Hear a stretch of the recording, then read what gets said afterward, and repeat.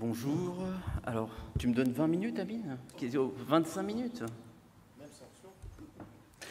Bon, merci de l'invitation à participer à ce sympo sur l'alcool. C'est vrai que c'est intéressant de parler après avoir parlé des opioïdes, de parler d'une vraie drogue qu'est l'alcool. J'insiste, parce que c'est pas évident pour tout le monde que l'alcool soit une drogue.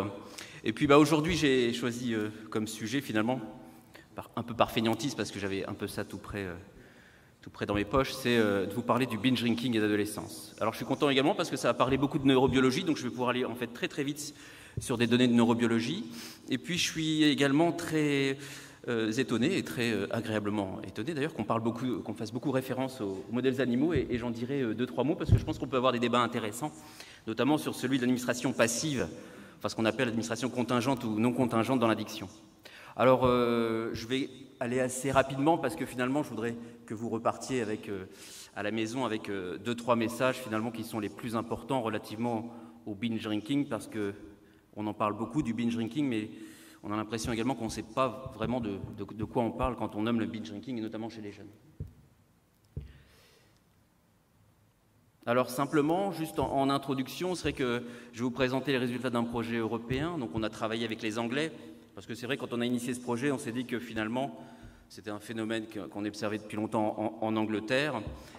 Et pourquoi pas aller travailler avec les chercheurs spécialistes du binge drinking en Angleterre, puisqu'ils avaient déjà un recul d'au moins une dizaine d'années sur ce phénomène. Et puis j'ai bien aimé parce que dans la presse, ou notamment en ligne, on trouve un peu n'importe quoi, mais j'avais bien aimé ici parce que quand on s'était mis à parler beaucoup de l'incidence des intoxications éthyliques aux urgences en France, pour parler beaucoup de binge drinking, les Anglais nous ont cité ici parce qu'on avait tendance à reprocher vraiment en Angleterre l'augmentation du binge drinking parmi nos jeunes en France. Donc c'était intéressant parce que c'est venu en plein dans notre projet de recherche avec les Anglais.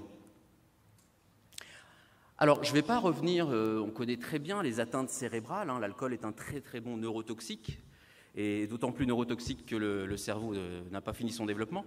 On connaît bien les atteintes induites par une consommation régulière. Alors là, j'ai cité des papiers où, à l'époque, on ne tenait pas forcément en compte le comportement de binge drinking. Donc peut-être également que dans les résultats qui sont déjà publiés sur de la consommation d'alcool chez les jeunes notamment, il y avait parmi ces jeunes des jeunes qui s'administraient de l'alcool selon la modalité du binge drinking. En tout cas, oui, on sait énormément de choses.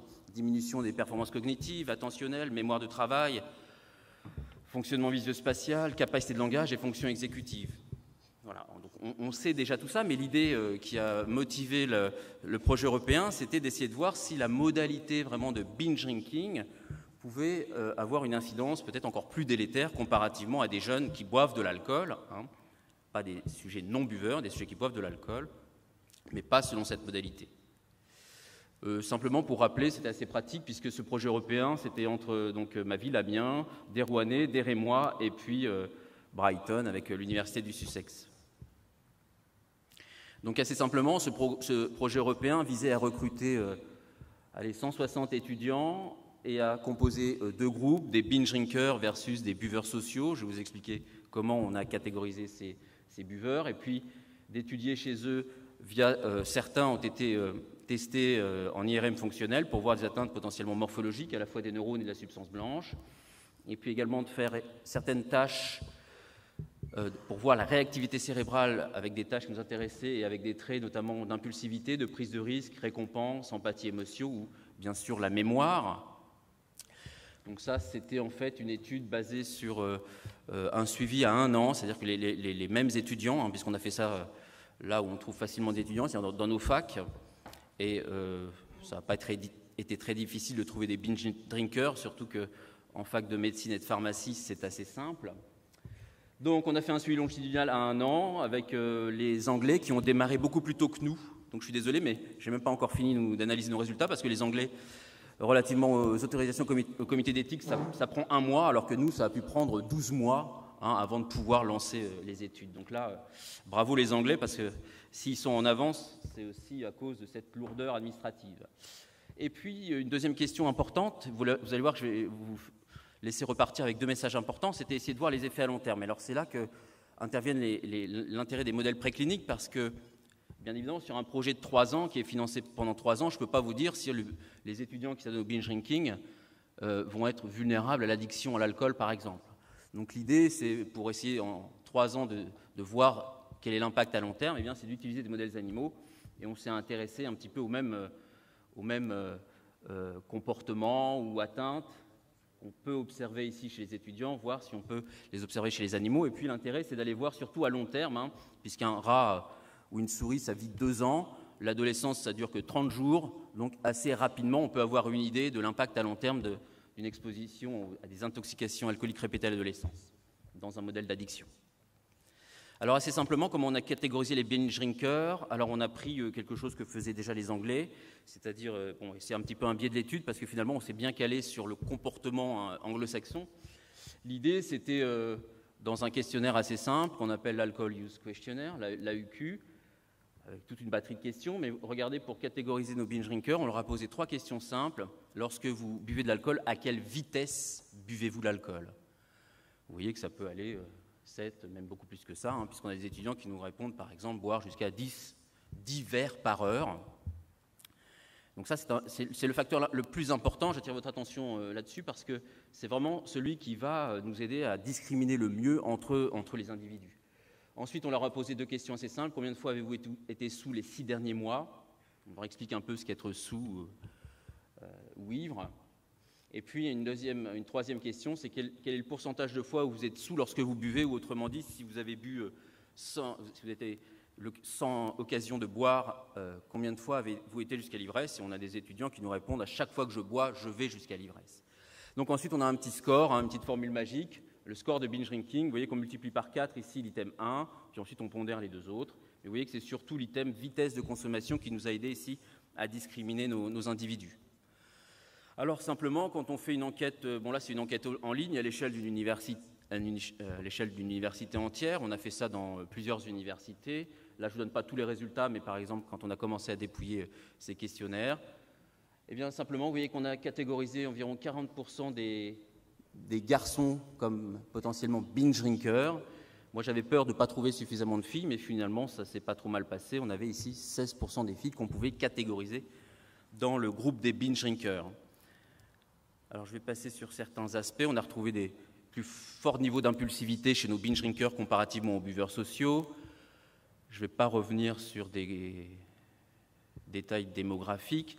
Première série d'expériences qu'on a réalisées, c'est une expérience de type VBM, où on a regardé finalement la densité des tissus dans le cerveau. Et je ne vais pas vous lister tous les résultats, mais par exemple, un résultat qui nous a paru intéressant, c'est au niveau de l'hippocampe, parce qu'on s'intéresse vraiment beaucoup à l'hippocampe. On avait déjà des données sur les buveurs, des différences entre buveurs et non-buveurs. On sait que l'hippocampe est touché. Et effectivement, nous, on retrouve une différence, c'est-à-dire une atteinte hippocampique. Mais ce qui nous a beaucoup intéressé, c'est qu'on a un effet genre ici. C'est-à-dire qu'en particulier, on a retrouvé des atteintes chez les binge drinkeuses comparativement aux buveuses sociales dans l'hippocampe. Donc potentiellement ici une atteinte plus importante de cette région chez les filles comparativement aux garçons. On est ici au niveau de la substance grise, j'espère que je n'ai pas dit substance blanche, substance grise au niveau des neurones. Alors une publication qu'on vient de soumettre dans Addiction Biology qui est en révision, on s'est intéressé également par exemple, je ne vous donne que des exemples sur la substance blanche parce que ce qui nous intéresse beaucoup, c'est également qu'à la fin de l'adolescence, vers 20-25 ans, un processus de maturation très important, c'est l'augmentation de la myéline.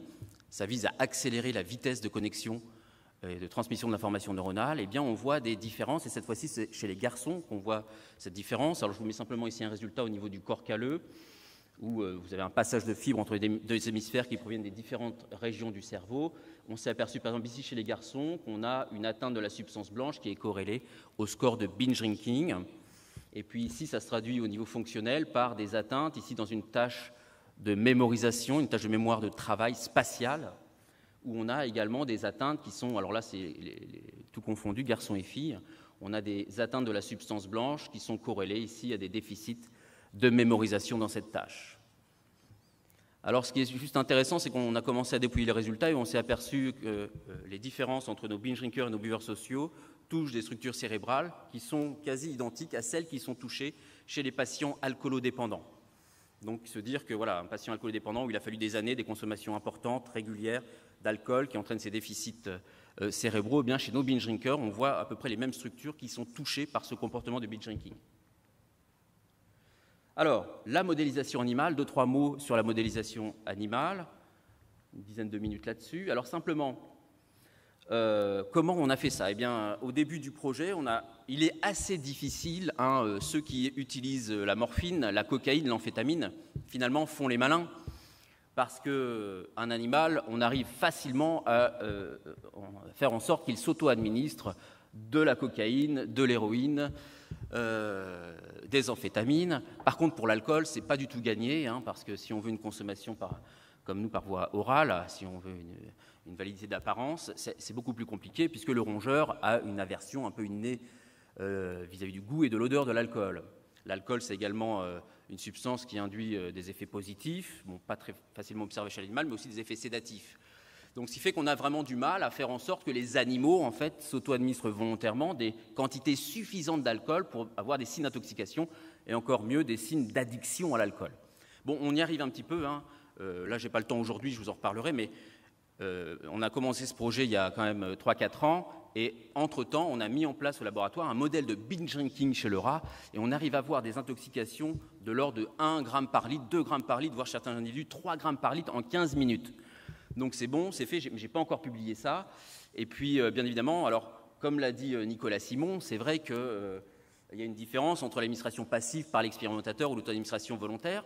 Alors l'auto-administration volontaire, c'est bien, mais là, on est en train d'étudier, c'est plutôt un facteur de vulnérabilité, et pour faire ça, il faut des grandes cohortes d'animaux. D'accord ? Et donc ça demande beaucoup d'argent, beaucoup de place, et c'est pour ça que ce n'est pas évident de faire systématiquement des études sur des grandes cohortes où on ne sélectionnerait que les individus vulnérables. Donc, à l'époque, on n'avait pas ça. Donc là, à l'époque, on a en fait soumis nos rats adolescents. Alors là, je vous ai mis le rapport, ne soyez pas choqués, mais entre le développement d'un rat et le développement humain, on a fait ça pendant le 2e mois de vie des animaux, qui correspond à l'adolescence, et on leur a administré 8 intoxications éthyliques, une fois par jour pendant 2 jours, et tous les 2 jours, un total de 8 injections d'alcool. On s'était dit qu'on allait mimer des week-ends d'intégration, comme le font nos étudiants en médecine, par exemple, et puis avec des périodes de sevrage, de récupération entre chaque, et puis on est allé voir ce qui se passe à l'âge adulte. Administration donc passive, pendant la période d'adolescence. Eh bien, quand on fait ça, et quand on met les animaux dans une boîte avec de l'eau et d'alcool, eh bien, on s'est aperçu que ceux qui ont eu ces intoxications éthyliques, à l'âge adulte, eh bien, on a une escalade de la consommation qui est bien plus forte que les animaux témoins. Alors ça, c'est super, parce que comme je vous l'ai expliqué tout à l'heure, on a du mal en fait à faire en sorte que les rats boivent spontanément d'alcool, mais en fait, on a trouvé ici un bon moyen de leur faire boire de l'alcool, c'est de les exposer à des intoxications répétées à l'adolescence. Et alors, ce n'est pas du tout lié, comme j'ai pu l'entendre, à de la tolérance. On a vérifié. D'ailleurs, il y a des modèles d'exposition passive. On a des modèles d'addiction à l'alcool par exposition passive. Et on arrive à avoir de la sensibilisation motivationnelle. C'est une des théories d'addiction. Et ça ne passe pas du tout par des phénomènes de tolérance. Et donc ça, je me suis trompé. Je l'ai mis après la diapo. Mais vous voyez, on a... Alors, j'attire votre attention sur le fait que c'est vraiment la période de l'adolescence, parce qu'on a fait ça à une autre période, un peu plus tard, voire à l'âge adulte, et on ne voit pas ces effets. Donc c'est vraiment la conjonction de cette exposition pendant le développement cérébral qui a mené à cette augmentation de la consommation d'alcool. Alors l'addiction, comme vous l'a dit Nicolas, il faut voir une dérégulation de la motivation à consommer d'alcool. Le modèle de référence, c'est le modèle de comportement opérant dans une boîte de Skinner.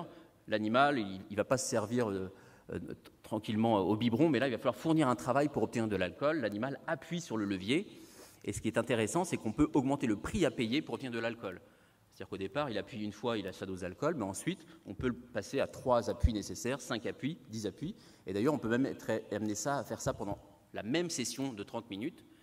Et l'animal va devoir travailler de plus en plus pour obtenir de l'alcool. Et s'il est vraiment motivé, eh bien, il va avoir ce qu'on appelle un point de rupture très, très, très haut. C'est-à-dire que pour une dose d'alcool, il va être capable de la payer en fait très, très cher, cette dose d'alcool. Alors, qu'est-ce qu'on a observé ? Toujours dans le même modèle, parce que tout à l'heure, je vous ai montré ce qui se passait par biberonnage, mais quand on met les animaux qui ont eu ces intoxications répétées à l'adolescence dans ces boîtes d'auto-administration, eh bien, vous voyez qu'ici, un ratio fixe 3, il doit appuyer 3 fois pour obtenir de l'alcool.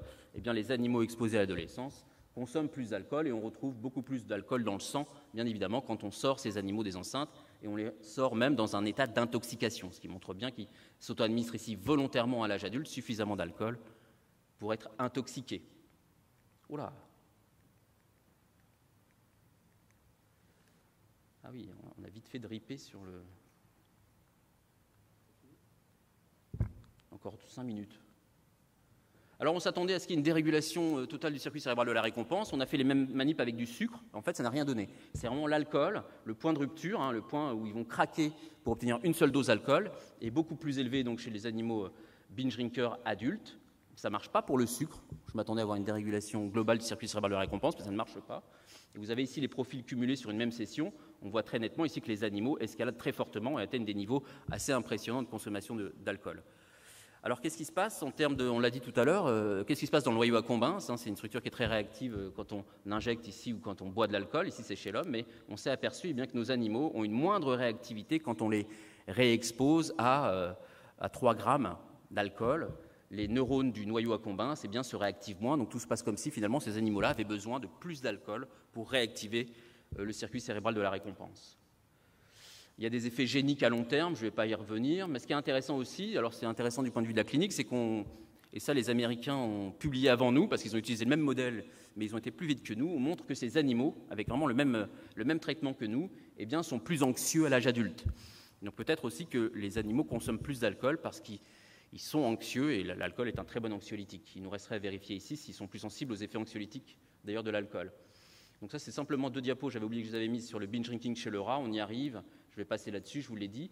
Alors, autre chose qui nous a beaucoup énervé, et on a voulu le tester dans le cadre de ce projet, c'est finalement, je ne vais pas vous parler des blackouts, hein, on sait que l'alcool, un binge drinker, il a tendance à pas trop se souvenir de ce qu'il a fait pendant sa soirée. Alors, surtout, des moments négatifs, hein, ça vaudrait le coup d'être étudié au niveau neuropsycho. On a tendance à se souvenir des événements plutôt positifs, mais pas de tout ce qui a été négatif pendant sa soirée. Mais ce qui nous a interpellé, c'est que c'est vrai que quand on parle aux jeunes, en général, est-ce que vous pensez que les cuites répétées ont une incidence sur vos capacités scolaires, etc.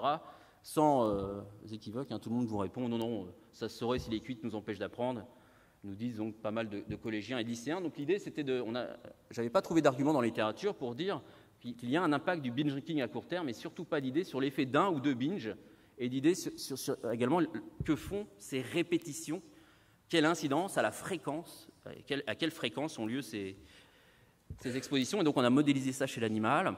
Je ne vais pas expliquer ça, c'est un peu ce que vous a dit Nicolas Simon. On s'est mis dans l'hippocampe, et puis finalement ce qu'on a mesuré, c'est l'efficacité de transmission entre les neurones. C'est ce qu'on appelle la plasticité synaptique, qui peut être régulée à la hausse ou à la baisse. Et ça, pourquoi ça nous intéresse? Parce que la plasticité synaptique, c'est le substrat neurobiologique de la mémoire. Donc si on n'est pas capable de faire cette plasticité synaptique, on va avoir des problèmes d'apprentissage et de mémorisation. Eh bien, nous, on a regardé ce que les binges donnaient. Donc, vous voyez, on a fait un binge et on a regardé ensuite le lendemain ou le surlendemain ce qui se passait en termes de plasticité. Alors, on n'a rien vu, et donc on a fait 2 binges, espacés de 9 heures. Et puis, on a fait la même chose à 24 heures ou 48 heures. On a regardé ce qui se passait.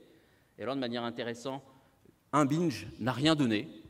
Alors, attention, un binge, mais on s'est mis à 3 grammes kilo, mais ça a donné une alcoolémie de 2 grammes par litre, ce qui n'est peut-être pas suffisant pour nos rats, qui sont assez résistants. Vous voyez simplement ce phénomène de plasticité. On a ici ce qu'on appelle une dépression à long terme. On a une diminution de l'efficacité durable de la transmission entre les neurones. Ici, c'est le phénomène inverse, qui est très bien connu, hein, la potentialisation à long terme. Alors, ces phénomènes nous intéressent aussi beaucoup parce que ce n'est pas que le substrat neurobiologique de la mémoire, mais à l'heure actuelle, c'est également un des meilleurs substrats qui pourrait expliquer comment des animaux également perdent le contrôle de leur consommation de drogue. Donc, vous voyez ici simplement un binge, ça n'a rien donné à 24 heures ou à 48 heures. Donc, on a été déçus, mais on a regardé ce qui se passait après 2 binges, et on s'est aperçu qu'après 2 binges, eh bien, spécifiquement, on s'attendait vraiment à des atteintes de la plasticité à long terme, la potentialisation à long terme, qui est vraiment très, très étudiée dans le champ. Tout le monde se focalise un petit peu, c'est comme dans l'addiction, tout le monde s'est jeté sur la dopamine. Donc là, tout le monde étudie la plasticité, la potentialisation à long terme, et nous, on a regardé la dépression à long terme, et on s'est aperçu que 2 binges, donc chez les témoins, on a cette dépression à long terme. À 24 heures, on a toujours cette dépression à long terme, mais vous voyez qu'à 48 heures, eh bien, on a perdu complètement ce signal dans l'hippocampe de nos rats adolescents. Donc ça, très surprenant, parce que de plus en plus, on fait des études donc, sur cette forme de plasticité, et on s'aperçoit que c'est celle-là qui est la plus sensible aux effets de l'alcool. Ça récupère à 8 jours. Bon, c'est rassurant. Par contre, on ne sait pas ce qui se passe encore entre 8 jours et les 48 heures. Il faudra aller voir de manière plus précise en combien de temps l'hippocampe récupère. Alors, ce qui est intéressant, c'est que 48 heures plus tard, on a fait un test de mémorisation, donc on est allé voir au même moment où on a vu que la plasticité était altérée, et dans un test très simple de reconnaissance d'objets, vraiment très très simple, tout le monde peut le faire, on met un animal dans une cage et on lui montre 2 objets, Ensuite, on change un objet par un autre. Et normalement, l'animal qui se souvient bien doit aller explorer le nouvel objet. D'accord? Il doit passer plus de temps avec le nouvel objet. Sinon, il y a un petit problème et il passe 50% du temps. Vous regardez ce qui se passe, eh bien, on voit simplement ici que chez les témoins, c'est ce qui se passe. Ils vont explorer le plus. Il y a plus qu'une chance sur deux d'aller voir le nouvel objet. Par contre, chez ceux qui ont reçu, où on ne voit plus cette plasticité 48 heures plus tard, eh bien, on ne voit pas cette préférence pour les nouveaux objets, ce qui montre bien que quand il n'y a pas cette forme de plasticité dans l'hippocampe, eh bien, il y a une atteinte ici de la mémoire 48 heures plus tard également.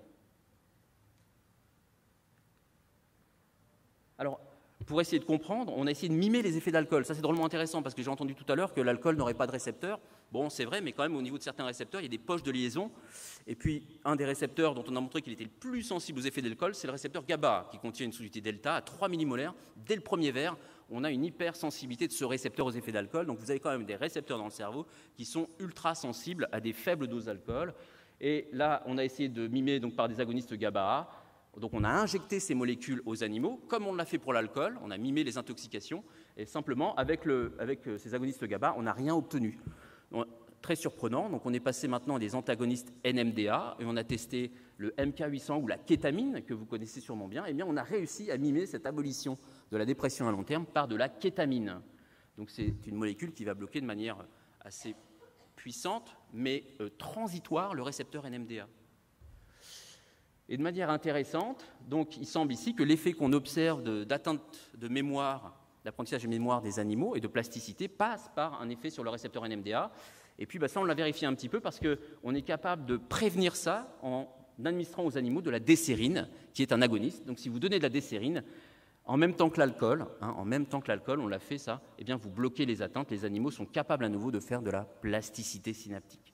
Donc on a incriminé le récepteur NMDA, et c'est ce qu'on voit ici, même dans les tests d'apprentissage, si vous donnez de la décérine, j'ai fini là, la décérine, eh bien, vous ne voyez pas ces atteintes mnésiques. Et avec de la kétamine, on mime bien ce qui se passe avec de l'alcool. Vous voyez. Donc sur les effets à court terme de cette intoxication éthylique sur les processus d'apprentissage et de mémorisation, ça semble bien passer par le récepteur NMDA. Donc ça nous intéresse beaucoup, et on a une dernière étude là où on a impliqué même une sous-unité du récepteur NMDA, la soluté NR2B. Alors ça nous intéresse beaucoup parce qu'on la trouve sensible ici aux effets du binge drinking, et dans des modèles d'alcoolisation fétale, eh bien c'est cette sous-unité également qui est impliquée dans les altérations à long terme des phénomènes de plasticité hippocampique.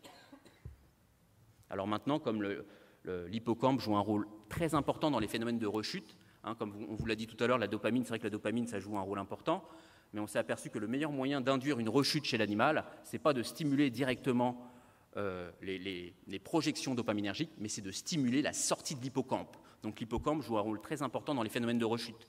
Et c'est ce qu'on est en train d'étudier dans le laboratoire. Voilà, donc j'ai fini.